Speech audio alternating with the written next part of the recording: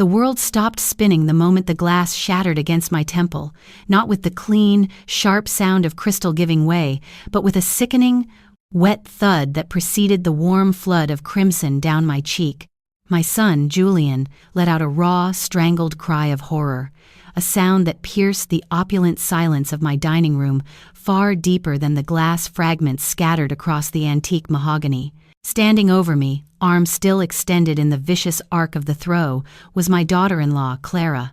Her eyes, usually a flat, calculating gray, were wide and wild with a triumphant, drunken rage. "You worthless old witch! When I ask you for more wine, you obey," she shrieked, her voice slurred but carrying the razor edge of pure malice. She was stumbling slightly, anchored only by the sheer force of her contempt. At that precise moment, something deep inside the cold, contained vault of my being snapped. For 3 decades, I had been Judge Serafina Hawthorne, an implacable force in the federal courts, known throughout the state of Massachusetts as the Ice Queen for my unflinching demeanor and surgical precision in applying the law. I knew the statutes, the precedents, and the loopholes better than any man or woman who dared to stand before my bench. And in that terrifying, bloody silence, I knew precisely how to leverage that knowledge not for mere revenge, which was a messy, common emotion, but to administer a perfect, unassailable form of domestic justice that would irrevocably show her who truly held the power in this house, and more importantly, in Julian's life. This Friday night dinner had begun with the usual forced tranquility, a thin, brittle veneer over months of escalating tension. It was another of the bi-weekly meals I prepared since Julian and Clara had moved into my Beacon Hill brownstone 8 months ago, not 6. The narrative was, predictably, static. They were saving up to buy their own place, just needed a little more time, a little more capital. 8 months later, their presence remained a perpetual grating intrusion on the meticulous order of my retirement. I had spent the better part of the afternoon crafting a complex, slow-roasted leg of lamb, a dish that demanded patience and precision, qualities I valued above all others. The long mahogany dining table, which had hosted dinners for senators and governors, was set with the Hawthorne family's finest Limoges china.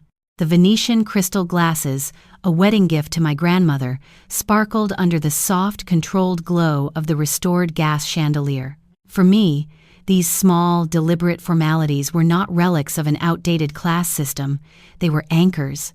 After 30 years spent immersed in the raw, unpredictable chaos of criminal law, routine and order were the intellectual and emotional scaffolding that kept Serafina Hawthorne from collapsing into the abyss of human cruelty she had witnessed daily. Clara arrived already agitated at 7:45 p.m., 15 minutes late, an offense against punctuality I chose, as always, to ignore.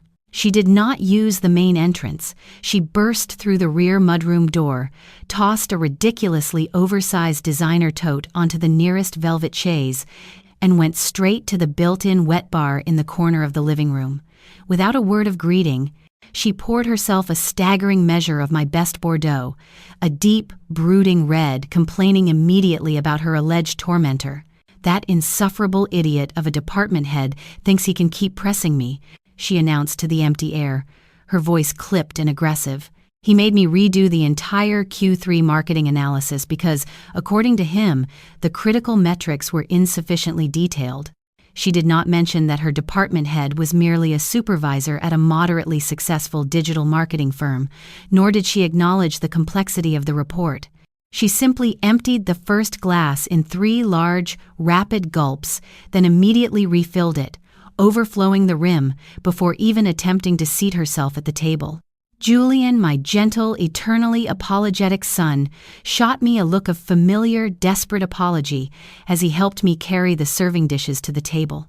Julian, a gifted trauma surgeon whose hands could mend the most ravaged flesh, seemed constitutionally unable to confront the escalating dysfunction consuming his own marriage. He was a conflict avoider, a people pleaser, a man terrified of the emotional blowback that any firm stand might provoke.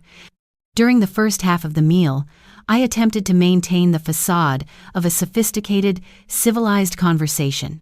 I asked Julian about the complex heart transplant case he was overseeing at the hospital, commented judiciously on the new biography of Justice Frankfurter I was reading, and made a point of discussing the upcoming charity gala. Anything to dilute the toxic tension Clara carried like a cloud of smog.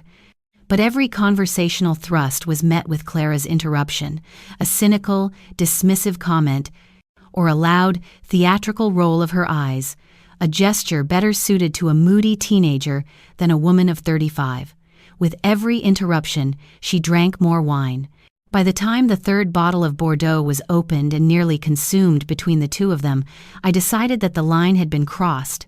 The air was thick with the scent of alcohol and Clara's increasingly loud, aggressive self-pity. When she held out the empty crystal glass in my direction, not even bothering to look at me, treating me as if I were a hired server waiting to replenish her supply, I simply said, my voice low and steady, "I believe you have had quite enough for this evening, Clara." She froze instantly, the glass suspended midway between the table and my face, her eyes fixed on me as if she had not heard words, but a sudden explosion. "Excuse me?" she demanded, her jaw slack with disbelief. I met her stare, not blinking. "You heard me. You have had enough. This is my home, Clara, and I will not allow you to descend into such a state of intoxication at my table." It was the fuse she had been waiting for. Her face, already flushed from the wine, deepened to a virulent, alarming shade of crimson, fueled by a sudden, visceral fury that seemed to have been fermenting beneath the surface for the entire 8 months they had resided here. "Your home?" she laughed, a bitter, grating sound that sliced through the warm air. "Just because we have been forced to live in this mausoleum with you doesn't give you the right to treat us like children, or worse, your subordinates." Julian reached out, his fingers brushing her arm. "Clara, please calm down." She wrenched her arm away as if his touch burned her. "No, Julian, I am sick of this. Your mother looks at us, at me, as if we were common intruders, as if I wasn't worthy to walk on her precious, highly polished hardwood floors." She spun back to me, leaning across the table, her breath smelling strongly of sour wine and hostility. "Do you know what your real problem is, Serafina? You cannot stand the fact that you are no longer the powerful Judge Serafina Hawthorne. Now you are nothing but a lonely, retired old woman who needs to control everyone and everything around her just to feel marginally important." I did not flinch. Decades on the bench had taught me the discipline of absolute non-reaction when provoked.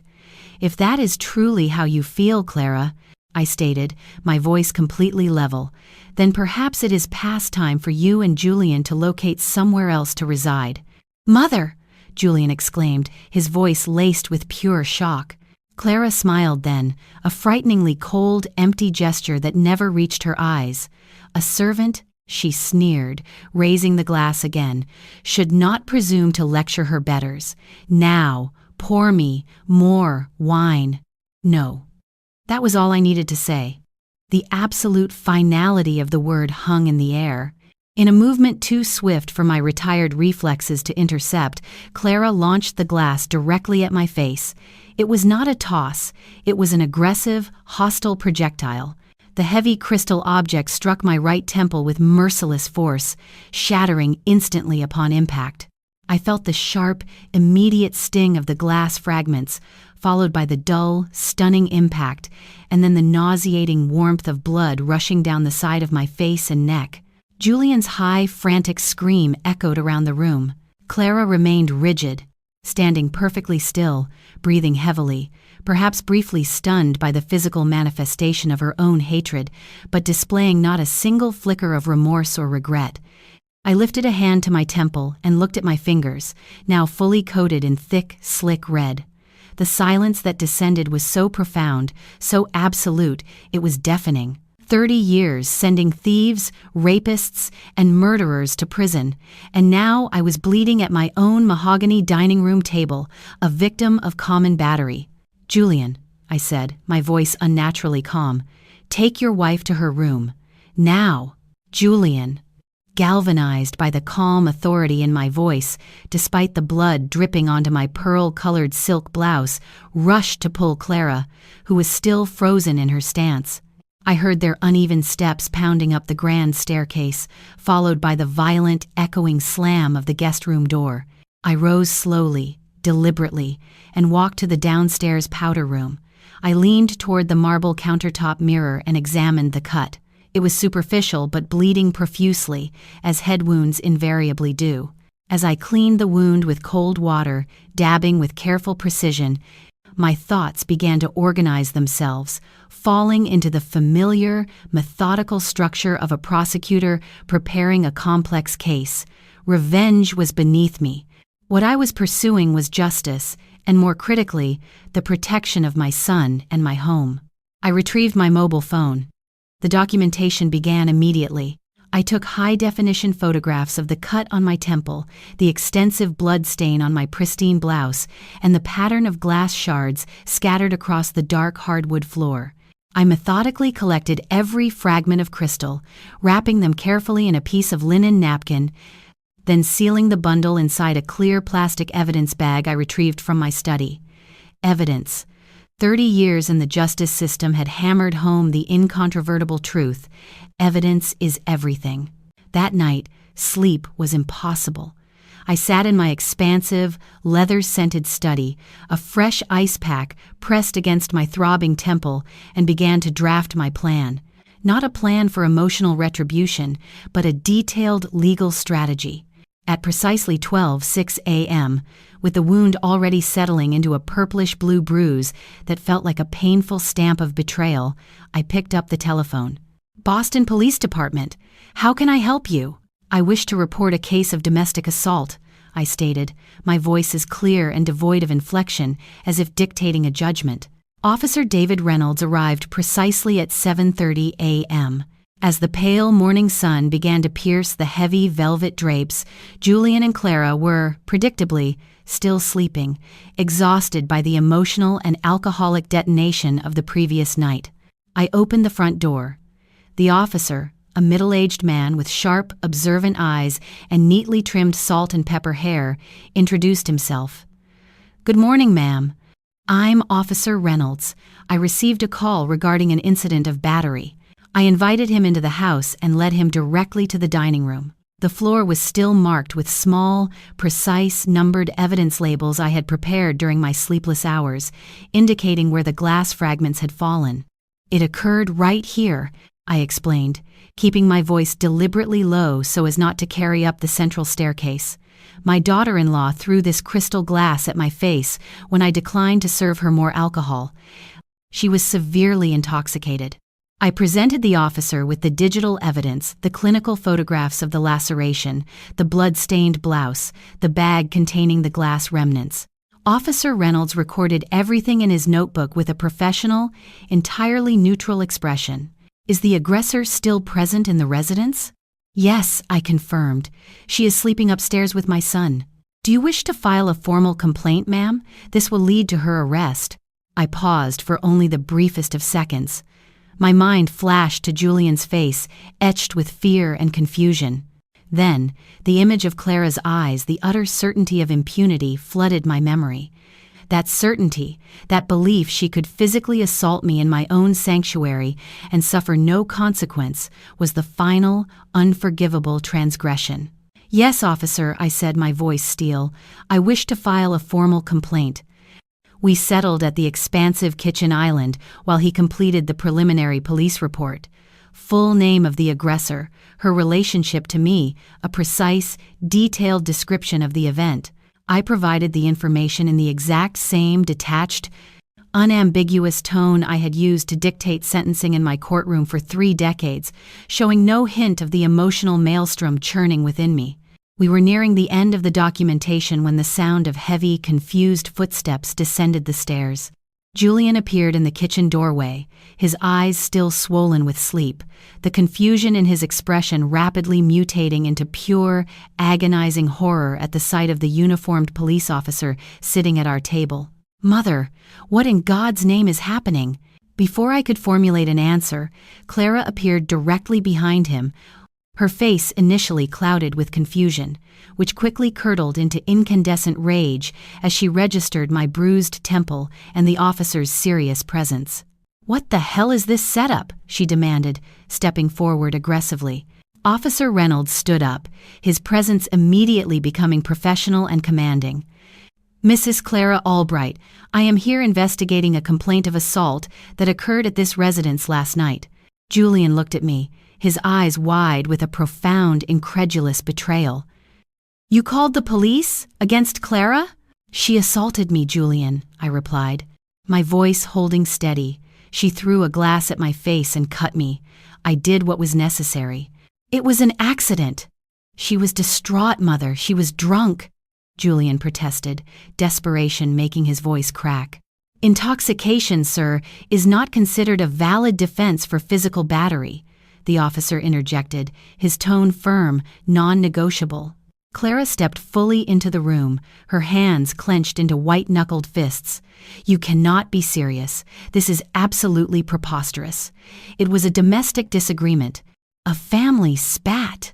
A family spat that resulted in physical injury and the violation of my personal safety," I corrected calmly. "In my own home." The officer addressed Clara directly. "Ma'am, I must ask you to accompany me to the precinct to give a formal statement." "What?" she screamed, her voice cracking with indignation. "You're going to arrest me over a broken glass and a scratch?" At this moment, Officer Reynolds clarified, "I am only requesting your presence for a statement. Depending on the verified facts, you could be formally charged with battery, a serious criminal offense."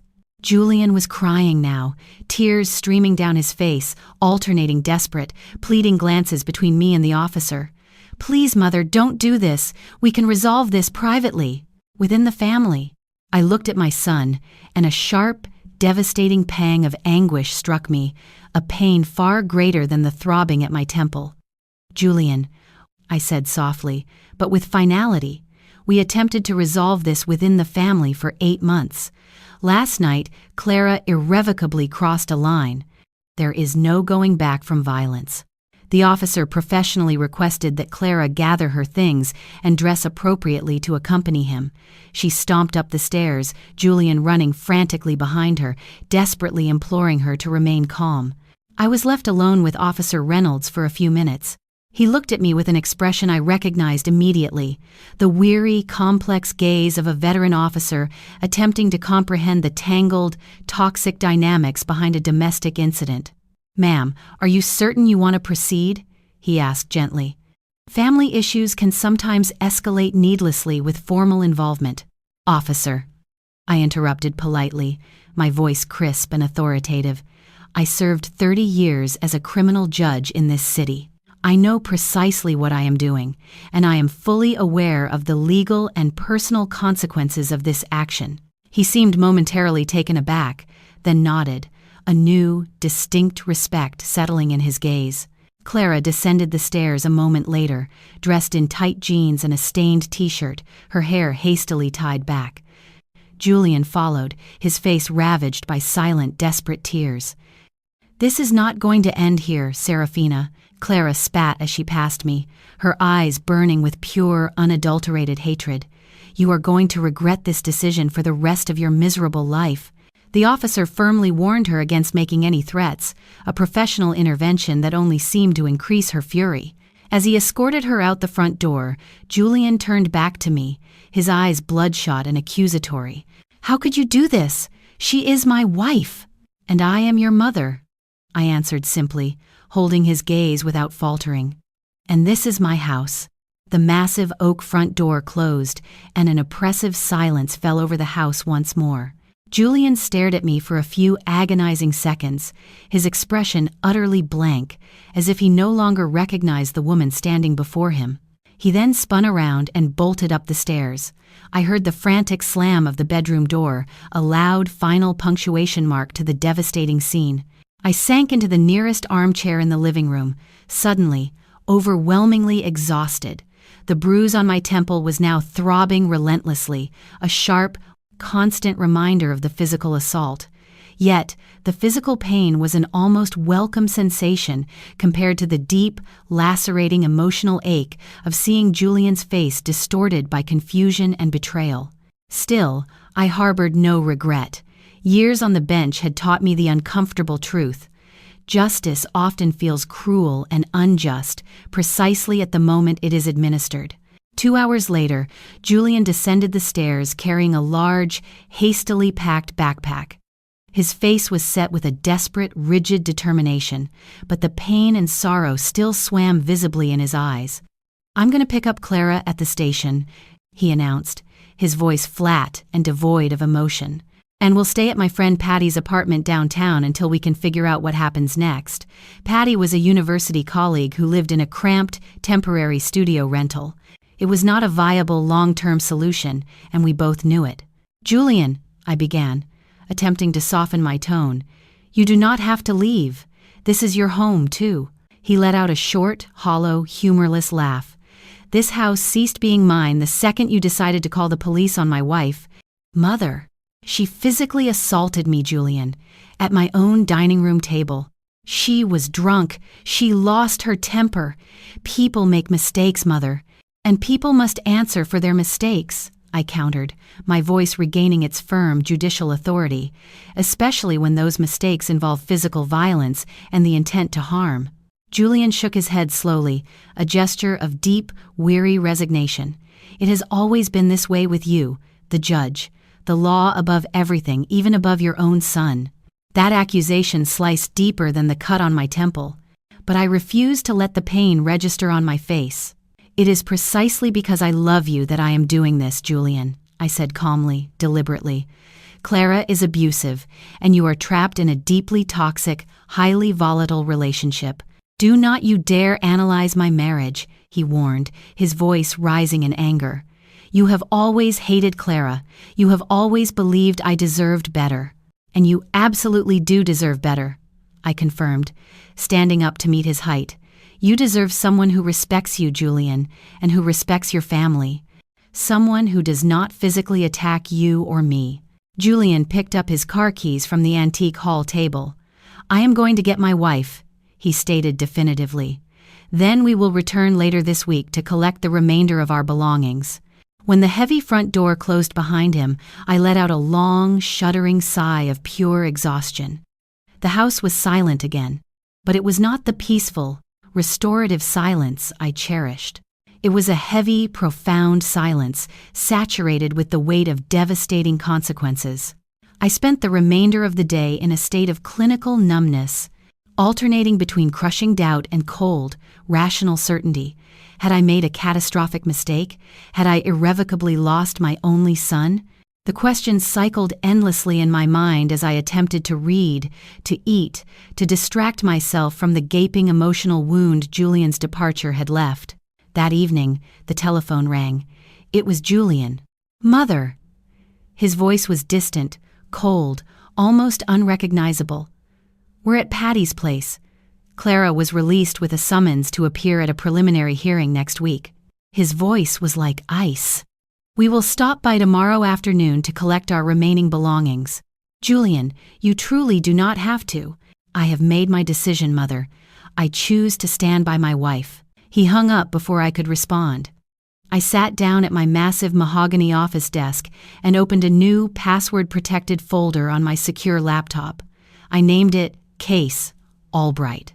Inside, I began drafting documents to record every stage of this unfolding tragedy, every decision, every legal filing, every piece of evidence I had collected. For 3 decades, I had meticulously built cases against hardened criminals. Now, I was building a case to save my son from a catastrophic toxic marriage, even if, at this moment, he despised me for it. The next morning, while waiting for Julian and Clara to arrive to retrieve their possessions, I made a crucial call. Rick Donovan. We had worked together for years. He, as a formidable homicide detective, I as the presiding judge.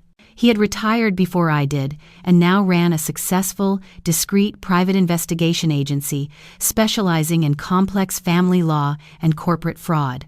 "Ellie, is that really you? It's been too long."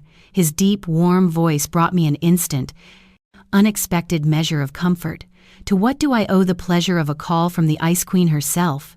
I need your help, Rick, I admitted, the admission feeling heavy and humbling. It's a highly delicate matter involving Julian. I explained the situation, the assault, the police report, the devastating break with my son. I need you to investigate Clara Albright, Rick.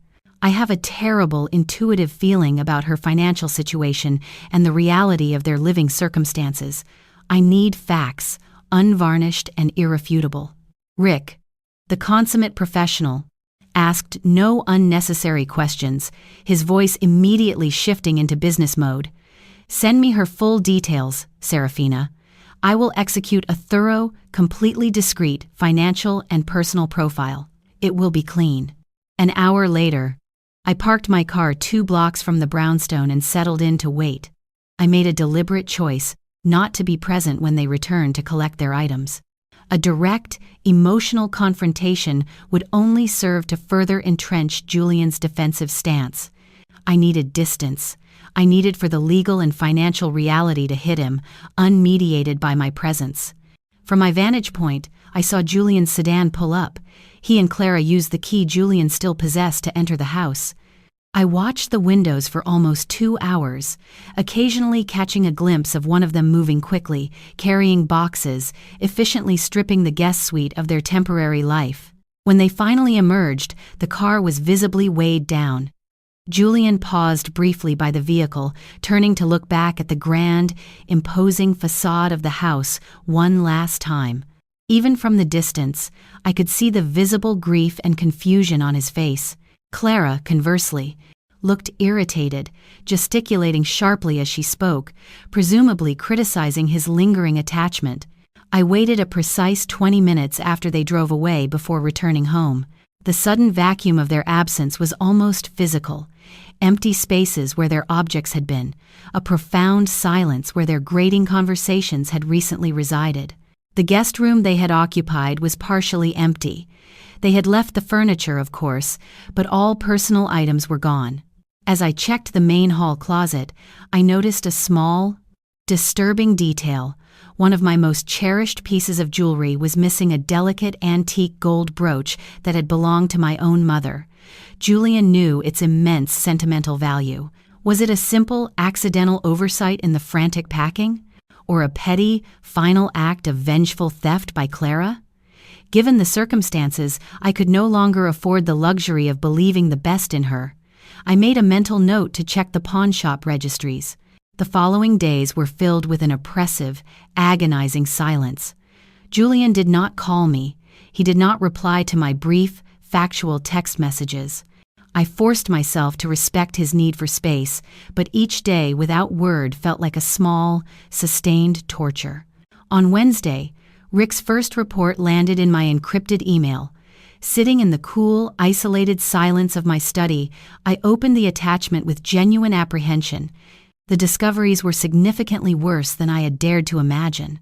Clara Albright had not merely been having problems with her boss, she had been fired from her digital marketing job 3 full months earlier for chronic absenteeism and misappropriation of company funds. She had been completely unemployed, skillfully hiding the devastating reality from everyone, even Julian. But that was merely the preamble. The body of the report was chilling. Clara had successfully applied for and maxed out 5 separate high-limit credit cards, totaling a debt of nearly $800,000. More alarmingly, 2 of those cards were opened in Julian's name, likely using his data without his knowledge or using a fraudulently obtained power of attorney. Worse still was the evidence concerning Julian's retirement savings. The report documented 3 massive, significant withdrawals from Julian's primary hospital 401 account over the last 2 months, totaling an approximate $400,000. To facilitate those withdrawals, Clara would have required direct access to Julian's highly secure passwords or, more likely, forged his signature on formal authorization documents.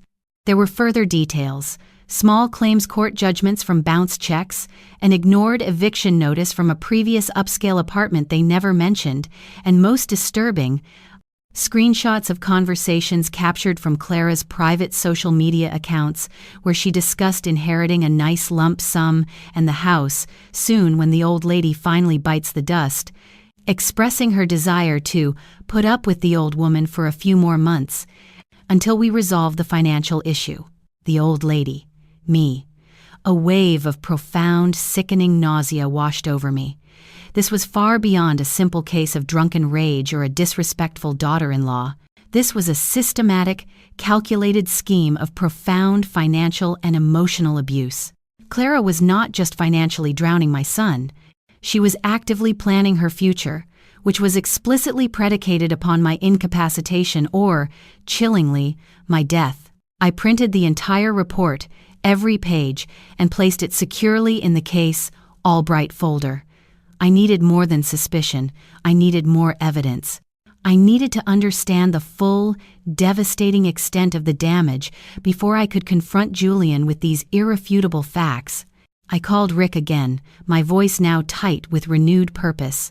I need you to keep digging, Rick. Specifically, focus on the retirement account withdrawals. If you can provide concrete, notarized evidence that Clara acted without Julian's specific, written authorization, we are no longer discussing just domestic battery. We are discussing felony financial crimes. Consider it done, Ellie. But please, Rick added, his voice suddenly very serious, be extremely careful. If this woman is this financially desperate and believes she stands to inherit from you, well, desperation is the most powerful motivator for acts of violence. Protect yourself. He did not need to finish the sentence. 30 years in the criminal justice system had taught me that desperation and massive, six-figure debt can transform a person into a predator. That very night, I changed all the locks on the brownstone, a necessary, chilling precaution that transformed my sanctuary into a fortress. The following week brought the preliminary hearing for the misdemeanor battery charge. I returned to the courthouse where I had spent decades dispensing justice, this time sitting on the uncomfortable, lower side of the velvet railing the victim. It was a surreal, strange feeling to see former colleagues nod in my direction with expressions of concern, to hear the soft, speculative whispers in the corridors about the Ice Queen's domestic drama. Clara arrived with her defense attorney, a young, visibly nervous man in a cheap, ill-fitting suit who looked terrified of the entire proceeding. Julian, to my surprise, was not with her. I had fully expected him to be there, stoically supporting his wife. The presiding judge was Judge Sarah Jennings, a younger, highly competent woman whom I knew professionally from my final years on the bench. She recognized me immediately, offering a quick, discreet nod of respect in my direction. The procedure was brief, efficient, and direct. The prosecutor presented the official charges of misdemeanor battery.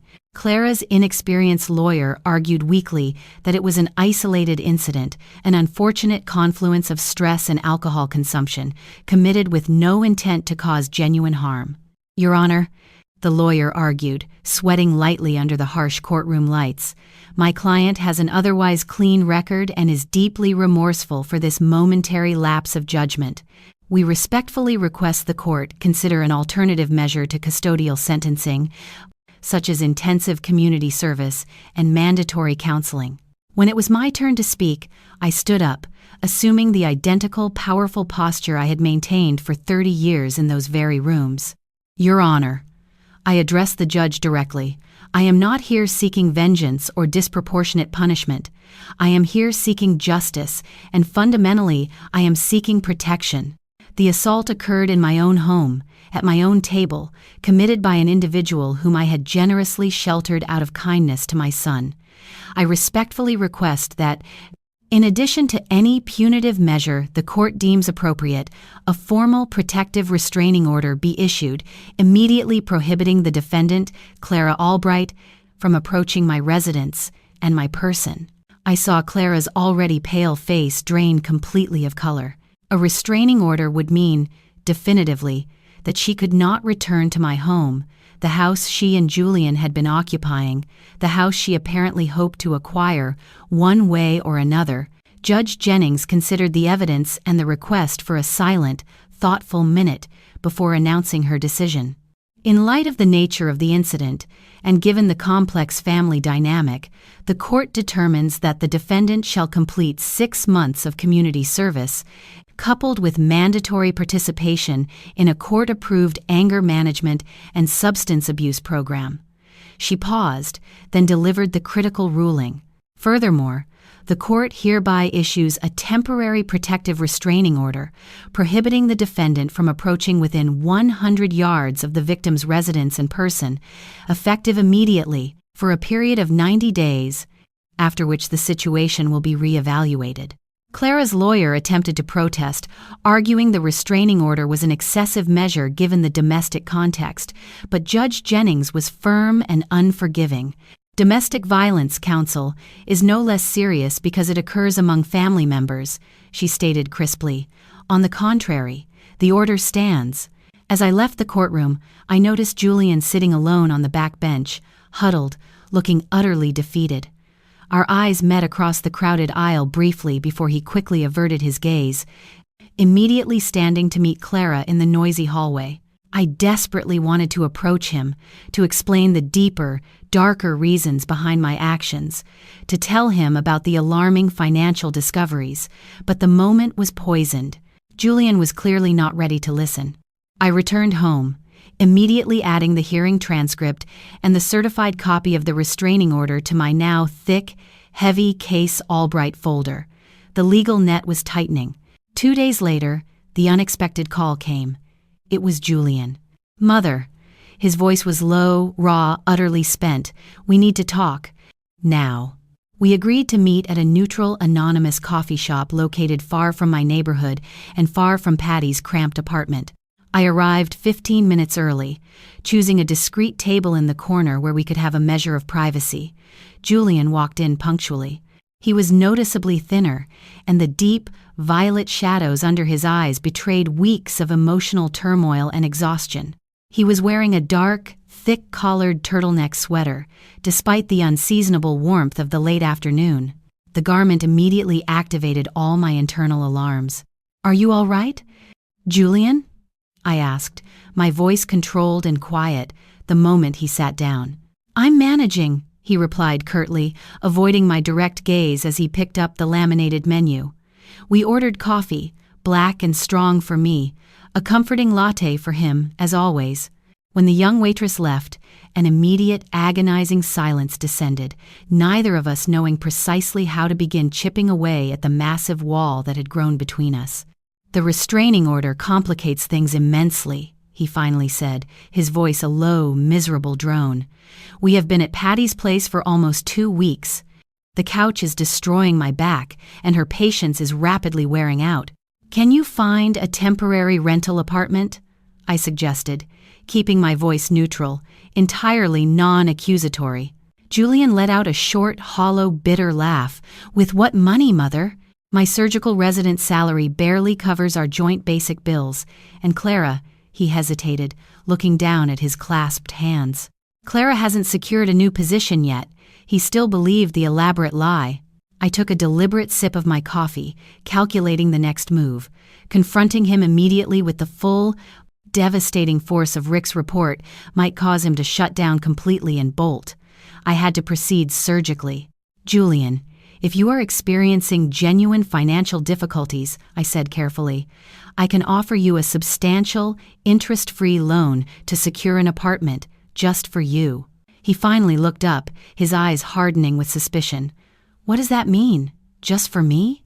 "It means I care deeply about your well-being, and I want to ensure your safety and stability," I clarified. "However, my offer comes with explicit conditions." "What conditions?"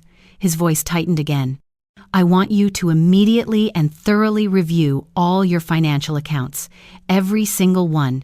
Your savings, your retirement portfolios, your credit card statements, every statement." Julian frowned deeply. "Why in the world would I need to do that?" "Because," I replied, meeting his gaze firmly, "I have compelling reason to believe that you are dangerously unaware of your true financial situation." "What are you even talking about?" Julian put his coffee cup down on the table with excessive, trembling force, sloshing hot liquid over the rim. If this is some new attempt to poison me against Clara, it is not an attempt, I interrupted gently but firmly. It is a request based upon empirical facts that I have personally discovered. Julian, when was the last time you actually checked your 401 retirement fund statement? His expression changed subtly. A visible flicker of profound doubt crossed his face. I don't know. A few months ago, maybe? I set everything up for automatic secure deposits. And the withdrawals, Julian? Did you authorize any major withdrawals or loans against that account recently? He went utterly still, his posture rigid. What withdrawals are you talking about? I reached into my purse and retrieved a single sheet of paper, a clean, certified statement from his 401k fund that Rick had overnighted. I slid it across the table, turning it toward him. The document clearly detailed 3 large, unauthorized cash outs in the preceding 2 months. Julian picked up the paper with a visibly trembling hand, his face draining completely of color as he began to read the cold, hard figures. This is impossible. I swear, Mother, I never, ever authorized this. There is more, I said softly, gently taking out the remaining documents from my purse. Copies of credit card statements opened in his name, detailing huge, inexplicable purchases, including expensive designer jewelry and massive cash transfers to accounts I knew they did not own. Julian merely glanced through the papers. His breathing became noticeably faster, more shallow, spiraling toward panic. How did you get all this? I hired a licensed private investigator, I admitted without apology. After Clara physically assaulted me, I realized that something was fundamentally and profoundly wrong. I had to investigate to protect my home, and more importantly, to protect you. You investigated my wife? His voice jumped an octave, pure indignation mixing with fear. I investigated to protect my son, I corrected firmly. And it seems I was tragically correct to worry. Julian, Clara was fired from her job 3 months ago. You have 5 maxed-out credit cards, 2 of which were opened fraudulently in your name. She has stolen $400,000 from your retirement fund without your knowledge or authorization. This is a felony crime. Julian closed his eyes, taking several ragged, deep breaths. When he reopened them, his gaze was a terrifying mixture of emotions: anger, confusion, paralyzing fear, and finally, a slow, dawning, sickening recognition. The bills, he whispered, mostly to himself. She always told me she was managing the bills, but there was always a shortfall. I thought my salary was simply insufficient, that we weren't managing our budget effectively. She is stealing from you, Julian, systematically. Julian shook his head slowly, desperately trying to construct a rational shield. No, there has to be a reasonable explanation. Maybe she was desperate after losing her job? Maybe she was planning to replace the money when she found a new one. Julian, I said, leaning closer, infusing my voice with all the maternal tenderness I could muster. There is one final thing you need to see. This is the hardest. I handed him the last document, the screenshots of Clara's social media conversations with her friends, where she casually discussed inheriting the house soon when the old lady bites the dust. Julian read the messages once, then a second time, and a third, as if his brain was physically incapable of processing the brutal reality of the words laid out before him. Then, I watched the absolute final breaking point of his heart. A single tear rolled down his cheek, followed immediately by a second, and a torrent of others. She always said, he choked out, wiping the tears furiously with a paper napkin, that you treated us with such coldness because you were too traditional, that you didn't accept us. Julian, I never cared who you chose to love, I countered, my voice thick with emotion. I care only about how that person treats you, and she treats you as a tool for her own financial survival. He looked utterly destroyed. When we moved into your house, she promised it was only temporary, just until we saved enough for our own place. But then something always came up, an emergency bill, a sudden, unexpected expense. She told me we were saving, but the money never accumulated. I reached across the small table and took his hand, holding it tight. And the sweater, Julian? It is far too warm to be wearing a turtleneck today. Julian flinched, instinctively pulling the collar higher up his neck. Is it her? Has she been physically violent with you as well? His eyes filled with fresh tears. Slowly, agonizingly, he pulled the thick collar down, revealing distinct, yellowish, fading finger marks around his neck. The pattern was unmistakable. It was after the hearing, he whispered, his voice catching. She was insane with rage over the restraining order. She said I should have testified in her favor, that I chose you, the police, and the house over her. He looked down at the coffee table, a man utterly defeated. I am so deeply scared, Mother. The anger that flared up within me at that moment was a different, far more devastating force than the cold, clinical indignation I felt when Clara threw the glass at my head. It was a protective, primal, animalistic fury. But I kept it caged. Julian needed clarity, not more emotional chaos. I want you to come home with me right now, I commanded firmly, professionally.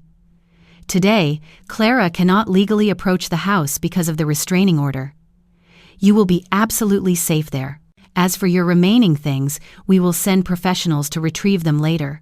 The imperative now is to extract you from this toxic, dangerous situation immediately.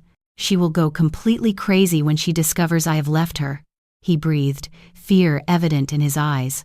That, I replied simply, is precisely why you must leave, Julian. This is the textbook pattern of a severe, escalating cycle of domestic abuse. Julian remained perfectly silent for a long, torturous minute, staring down at the documents scattered before us, the undeniable proof of Clara's financial predation and emotional betrayal. Finally, he gave a tiny, almost imperceptible nod. Okay, he whispered, let's go home. On the drive back to Beacon Hill, Julian remained silent, staring out the window, his head resting against the cold glass. Only as I pulled the car into the secluded garage did he speak again. How could I have let this happen, Mother? How did I not see it? Abuse rarely starts with obvious, dramatic violence, I replied, turning off the engine. It begins with small, easily justifiable lies, small controls, which gradually, inexorably escalate. By the time the victim fully realizes the danger, they are already tangled and paralyzed in the center of the web. We walked into the brownstone, the house that was, and always had been, his, the house where he had grown up. Julian stopped abruptly in the middle of the immense living room, looking around as if seeing the space, his childhood, for the first time in years. I will prepare your room, I said quietly, heading for the stairs. Julian's old room was exactly as I had maintained it, a sanctuary from the past. I had preserved it when he left for college and continued to care for it when he and Clara moved into the downstairs guest suite. It was a place where he could finally feel secure again. I changed the sheets, opened the massive windows to let in the fresh, cool October air, and placed a small vase of deep red roses on his nightstand. Small, deliberate gestures of unconditional welcome, of physical reassurance that this was his home, his permanent, safe harbor. When I came back downstairs, I found Julian sitting at the kitchen island, staring numbly at his mobile phone. He looked up when I entered the room. She has called 12 times, he reported, his voice shaky, and sent over 20 increasingly desperate and hysterical text messages asking where I am. You do not need to answer now, Julian. I have to, he insisted, fear coloring his tone. If I don't respond, she will violate the restraining order and physically show up here. You know she will. Julian typed a brief, final message. I need time to think. I am safe. Please do not attempt to contact or locate me today. Seconds after he sent it, the phone immediately began to ring again, Clara's name flashing insistently on the screen. Julian rejected the call with trembling hands and flipped the device completely off. What do I do now, Mother? He asked, looking utterly lost, like a frightened boy. One step at a time, I replied, sitting down next to him. First, we must secure your financial life. Tomorrow we go to your bank. We change every single password, and we formally notify the bank of the unauthorized, fraudulent transactions. Then we find an attorney to discuss your full legal options. Legal options? He repeated, the words feeling foreign and metallic on his tongue. You mean divorce? Among other necessary things, I confirmed. What she has done, the unauthorized withdrawals, the fraudulent credit cards in your name, these are serious financial felonies. Julian, you will have the final choice whether or not to pursue criminal charges, but we must take immediate legal action to stop her from continuing to destroy your career and your future. Julian nodded slowly, deliberately. I never, ever thought I would find myself in this position. I always believed I would recognize abuse if it ever happened to me. No one ever thinks it will happen to them, Julian. That is precisely why abuse persists. It is masterfully disguised. It is systematically justified. It is designed to make the victim doubt their own sanity and perception. That night, I prepared a simple, comforting dinner while Julian took a long, soaking hot bath in his old room. We shared a quiet, simple meal, silent for long stretches, but it was a fundamentally different silence than the one that had been between us for months. It was not a silence of anger or resentment. It was a silence of deep, mutual reflection and slow, deliberate reconnection. Before going to his room for the night, Julian walked over to me and gave me a long, deep hug. The first genuine, unforced physical contact in many weeks. "Thank you, Mother," he whispered into my shoulder. "Thank you for not giving up on me, even when I told you I chose her." "I would never give up on you, Julian," I replied, holding him a little tighter. "Never." That night, lying awake in my bed, I could faintly hear the sound of Julian quietly weeping in the room next to mine. The sound broke my heart entirely, but it also brought a strange, detached sense of relief. He was home, he was safe. And the weeping, the expression of that raw, unmediated grief, was the agonizing first step toward his healing. The next day, just as we had planned, we went to the bank. Julian formally canceled all joint credit cards, changed every password, and placed a permanent block on Clara's access to any of his accounts. We initiated the formal process of disputing the massive unauthorized withdrawals from his retirement fund. The branch manager, seeing the documents and hearing Julian's carefully worded explanation, strongly, professionally suggested that Julian file a formal police report for fraud. We will consider it," was all Julian could manage to reply at the moment. In the afternoon, we met with Rebecca Vance, a brilliant, seasoned attorney specializing in complex family law and domestic abuse cases. Rebecca was a middle-aged woman with kind, compassionate eyes and an unyielding, professional presence, exactly the blend of empathy and strength that Julian desperately needed. "Based on your detailed account and the comprehensive financial documentation you have brought, we have an exceptionally solid case for divorce on the grounds of improper marital conduct," Rebecca explained, her voice clear and measured. "The financial abuse is irrefutably documented, and with the evidence of physical battery on both you and your mother, we can immediately petition the court for a permanent protective order, far more comprehensive than the temporary order currently in place." Julian took a deep, shaky breath. "But what if I truly don't want her to go to jail?" "I completely understand your hesitation, Julian," Rebecca replied gently. Many victims of domestic abuse harbor intense, conflicting feelings about criminally prosecuting their abusers.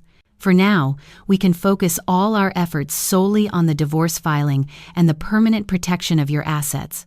The decision to file a separate criminal fraud complaint can be the later decision you make when you are emotionally ready.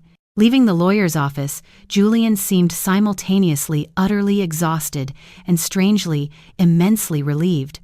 "It feels," he commented as we drove home through the slow-moving afternoon traffic, "like I am slowly waking up from the longest, most terrifying nightmare of my life."